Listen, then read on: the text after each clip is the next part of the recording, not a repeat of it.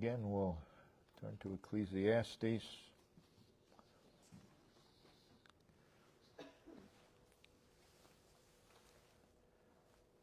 Chapter 12, verse 13.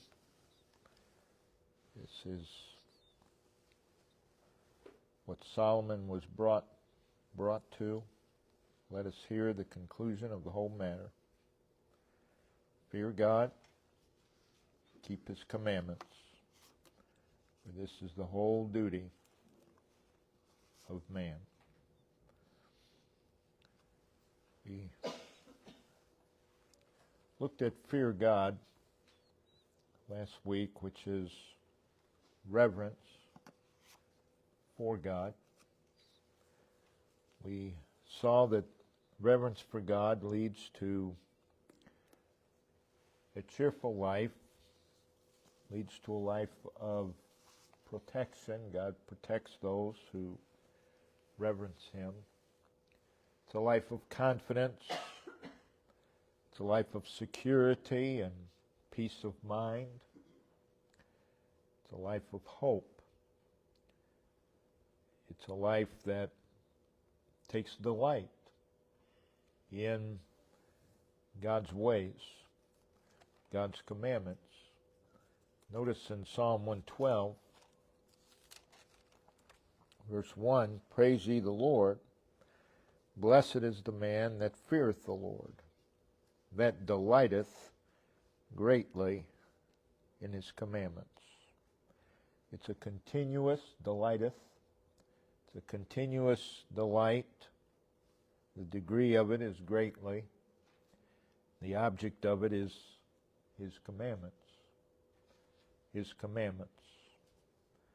It is a life that will cause singleness of heart. That is, it's not easily distracted by the things and matters of the world. Colossians chapter 3,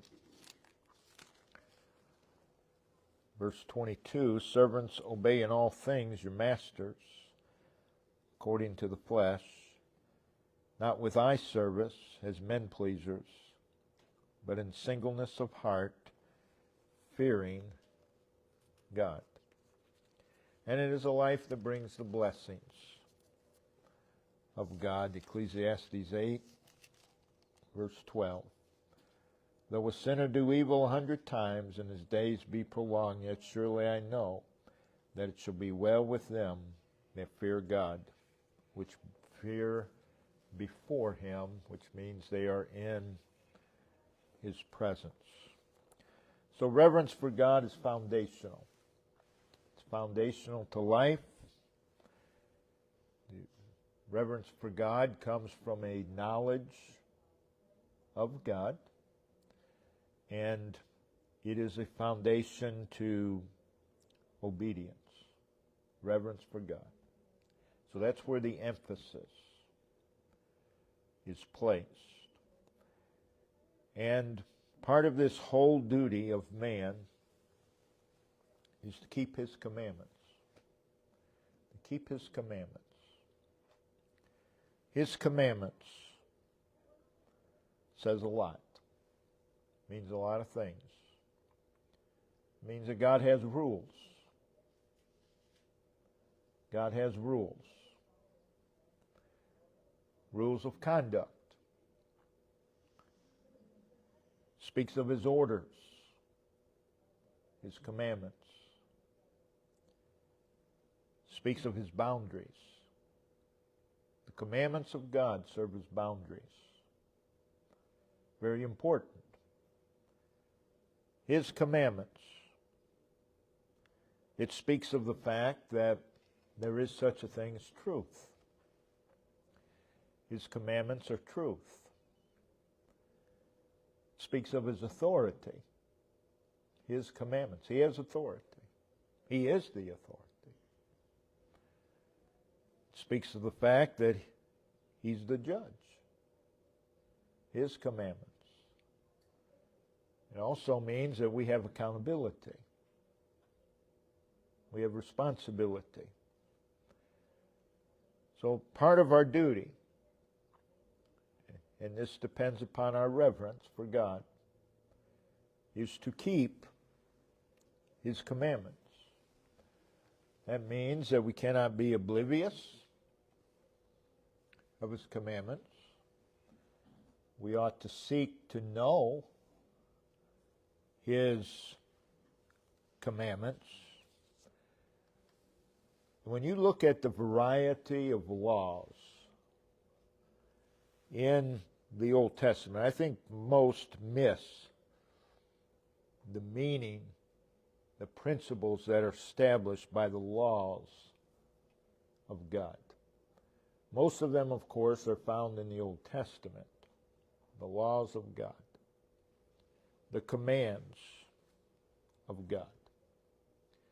And when you look at the variety, those people say, well, we're not under that anymore, this. But they're principles that are established. But this variety of laws proclaim that God's laws, God's commandments, are all-encompassing. There isn't anything in our life that God is not to have authority over. So you look at the Old Testament laws, there's laws for worship. There's God's commands, many of them, concerning worship. He's the authority. There are laws concerning family, responsibilities within a family. There are laws concerning labor, both from the employer and employee, master and servant.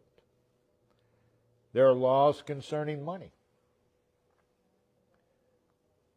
concerning property. There are laws concerning gardening, Deuteronomy 22. Many laws there in Deuteronomy 22. Laws concerning clothing, business, animals. Not what the animals are to do, but what we are to do concerning animals. What we're to do if we own an animal, how the responsibility. Laws concerning neighbors, health, the dietary laws, justice, laws, commandments concerning justice in society. And on we could go.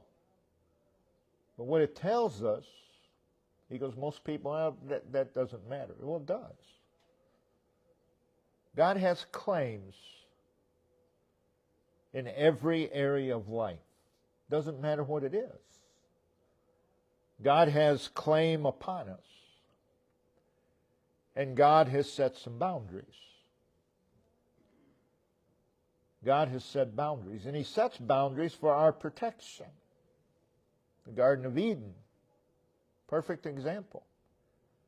One boundary. And they couldn't observe it. But their lives were better as long as they stayed within God's boundaries. The minute you step beyond God's boundaries, that hedge, you're in trouble. You're in danger. It means that God has standards. In everything we do, everything concerning our life, God has standards. That is, there's right and there's wrong. Every area of our life, God has rights. Again, people are always talking about their rights. What about God's rights? God has right over everything. Over everything. Speaks of God's jurisdiction in every aspect of our life. Speaks of our responsibility and accountability. Doesn't matter what it is. Doesn't matter. We have a responsibility. It could just be going to the store. You have a responsibility. to follow God's commands. And you will be held accountable. So this reverence for God leads to this duty of keep His commandments. So reverence for God shows itself in the realization that God is over all. That's the first thing. God is over all. Most people don't believe that. We don't expect the unsaved to believe it, but most of God's people don't even believe it. And God's over everything. Everything. So it shows itself in a realization. It shows it, and when we have a realization of God, that leads to submission to God. Lack of submission just shows irreverence. It all comes back to reverence. This submission leads to obedience to God. So in all matters of life, he says, keep His commandments. Obey God. In every aspect of your life, obey God. In every aspect, in every realm of our lives, in every circumstance, we are to maintain the belief and the conviction that it is God's right to command us. It's God's right. And it is our personal obligation to obey. This is part of our duty to God. Life was designed. Again, go back to Genesis, first 2 chapters. Life was designed for God to be the master and for man to be the subject. That's the design of life. And throughout life, this position, God's the master, we're the subjects, must be recognized by man. It is in all matters of life, His rule is to be established in our hearts, and we are to live life in the light of His ownership and His authority. Solomon's search for the purpose and meaning of life ends with this. Let us hear the conclusion of the whole matter. Fear God. Keep His commandments, because this always is, this is the whole duty of man. It begins again with reverence for God. We see there has to be an inward disposition which results in keeping His commandments, respecting His boundaries. Notice in Deuteronomy, this principle is established. Notice in Deuteronomy chapter 6. Deuteronomy 6.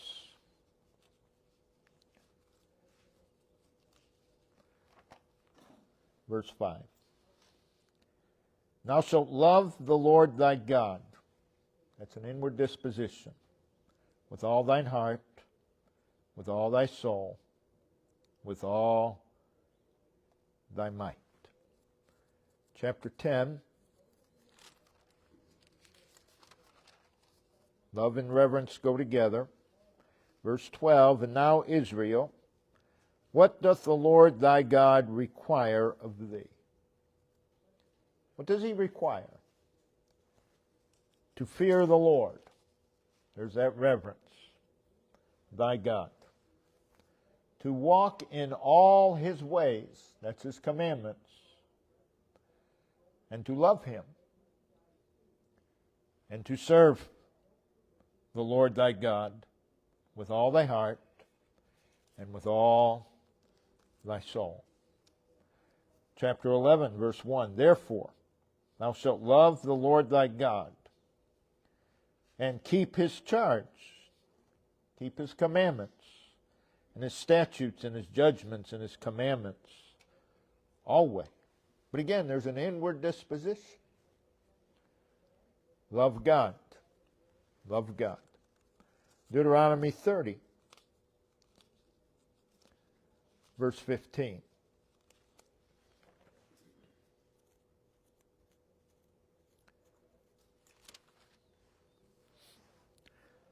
See, I've set before thee this day life, and good, and death, and evil. In that I command thee this day to love the Lord thy God, to walk in his ways, to keep his commandments and his statutes and his judgments. And we'll stop there. But again, there's an inward disposition that leads to a right respect for his commandments. You cannot respect God and disrespect his commandments. You cannot reverence God and disrespect what God says to do. You cannot reverence God and disregard his boundaries. So there has to be this inward disposition. Without it, there is no obedience. Fear God, keep his commandments. Notice in Joshua 22, verse 5.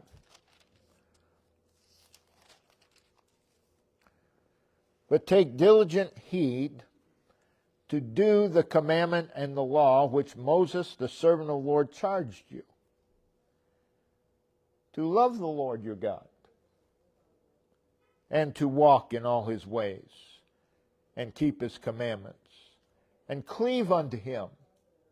And you will if you love him and if you reverence him, and to serve him with all your heart, with all your soul. It's the keeping of his commandments that manifest our reverence and our love for the Lord. Notice in John 14. John 14. Verse 15. If you love me, keep my commandments. Notice in John 15:14. You are my friends if you do whatsoever I command you. We manifest our friendship. We manifest our love by keeping his commandments. And everything that Solomon says in Ecclesiastes is to be taken in the context of the conclusion. The conclusion of the whole matter. The whole matter. Not just part of it. The whole matter. Fear God. Keep his commandments. Because this is the whole duty of man. In Ecclesiastes 12:13, that is the dominant idea. It is the central theme of Ecclesiastes. It is the dominant idea and central theme to find meaning in life, to find fulfillment in life. Again, most do a very poor job when it comes to living life. They have no clue. But the book of Ecclesiastes is a call to live life. But it is a call to something more than ourself. It is a call to more than self-gratification. It is a call to live beyond things, to live beyond possessions, to live beyond pleasures, to live beyond education and careers and position and status. We deal with all of those things. But Ecclesiastes and life itself is to be beyond that. Life is not boiled down to things and possessions and pleasures, etc. Life comes down to this: fear God, keep His commandments. And if you don't do that, you fail in life. You really do. You just fail in life. So Solomon's search for the purpose and meaning of life concludes with fear God. In all the pleasures of life, fear God. In all the possessions, in all the doings, fear God. Obey God. That turns Ecclesiastes 12:13, turns the worldview of most upside down. Turns it completely upside down. Most do not want their worldview challenged. They certainly don't want it turned upside down. But that's what Ecclesiastes does. It tells us life is to be lived for God. Life is to be lived for God. Well, what about my family? You have family responsibilities. There are many commands concerning that. But it's all for God. It's all for God. Life is to be lived for God. That will result in a profitable life. That will result in a life that is very serviceable and a life that is influential. A life that is worthwhile. A life filled with meaning. Extraordinary lives. Again, as we say many times, for most, and even of God's people, life is very unfulfilling. It's empty. No real meaning. They spend their days wandering in endless circles because they've gotten past God's boundaries. And the result is they live in frustration and exasperation. The result is dysfunction. If God's boundaries were obeyed, there would be no dysfunction. None. It's all about God's boundaries. Leads to dissatisfaction. Adam and Eve were satisfied within God's boundaries. They didn't know it. Results in chaos and unrest. And throughout the book of Ecclesiastes, in his search for meaning, and fulfillment. He's doing so, he's searching for meaning apart from God. And the end result is, I found it all to be useless. Vanity of vanities. Because life is designed to be lived for God. So he's brought to realize the true meaning of life. And the object pointed to for life is God. Not things,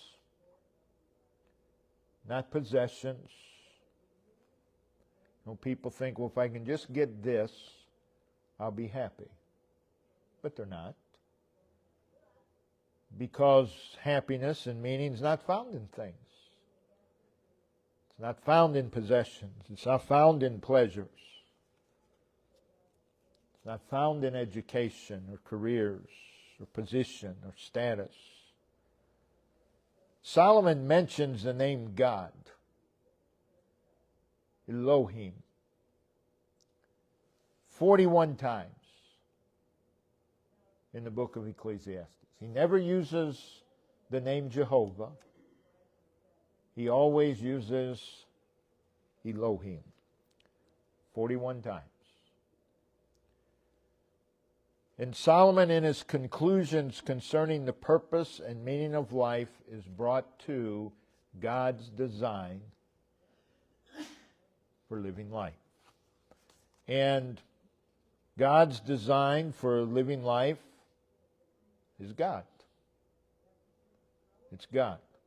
God is the authority. Genesis 1:1. God is the authority. God is the starting point. God is the subject. God is the source. That's what Genesis 1:1 declares. The very first words in the Bible, we see that life is for God. You know how easily people get away. God is the purpose for every day. Every day. Doesn't matter what day it is. Doesn't matter what you've got going on. God is the purpose of every day. And life is to be lived in relation to Him. This is what Solomon has been brought to by the end of the book. Ecclesiastes is really Solomon's autobiography. He tells us of his search. He tells us in the end what he is brought to. So all our todays are to be lived in connection with God, in fellowship with God, in agreement with God, and in the enjoyment of God. He is to be the relevant force shaping who we are. Fear God, keep His commandments, for this is the whole duty of man. And it is the realization of this truth that will prevent one from becoming entangled in the affairs of life. It will keep one from becoming overcome by the world's way of life. It is a realization of Ecclesiastes 12:13 that will keep you from being held down by the world and shackled and suppressed by life. And it will spare you spiritual degradation. It will spare you spiritual bankruptcy. We don't have to live in the world's downward spiral of dysfunction. Child of God does not have to live that way. And if they do, it's their own fault. They've gotten away from the meaning of life. They have transgressed God's boundaries. One does not have to descend into the mire of the world system. And the world system is exactly that. It's mire. It'll suck you in. And it will define your life. And what a waste. What a waste. It's the realization of Ecclesiastes 12:13 that keeps us from unfulfilling lives. That keeps us from wandering in endless circles. As children of God, life should not be mundane. Should be far from ordinary. Should not be marked by weariness and frustration, and discouragement and confusion, and restlessness and defeat. And if your life is marked by those things, you're doing it wrong. It's just as simple as that. You're not living right. You've lost sight of what life is about. So what is the remedy? Fear God. Keep His commandments. That's the remedy. Again, He's what every day is for. He is what we should want. The psalmist said in Psalm 16, "The Lord is my portion. I have the Lord always before me." The Lord is my portion. That is, the Lord is my sufficiency. He's my fulfillment. He's my contentment. He's my happiness. He's my enough. It's all I need. It's all I need. So again, Solomon came to realize that living life apart from God, trying to find satisfaction and fulfillment apart from God, is all vanity. And may we be fully persuaded with Solomon of that truth. Hear the conclusion of the whole matter. Fear God and keep His commandments. You see, Ecclesiastes reveals the tragic realities of the fall of man, or the entrance of sin into the world. Ecclesiastes is about living life in a broken world. The world's broken.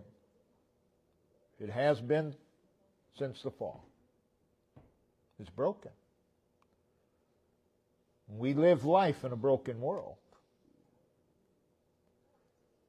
But there's a way to do it. And that is fear God and keep His commandments. This is our whole duty. That's it. That's the whole duty. Every time you think, well, I'm not sure what to do, remember Ecclesiastes 12:13.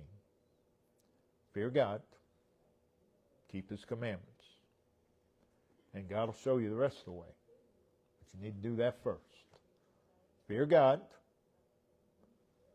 do what you know He would have you to do. Even when we don't know something that God would have us to do, we do know what He would have us to do. And that is live within His boundaries. So you do that, and God will show you the rest of the way. You will not find what He wants you to do getting outside of His boundaries. So God help us. Let's look to the Lord. Heavenly Father, again, we thank You, Lord.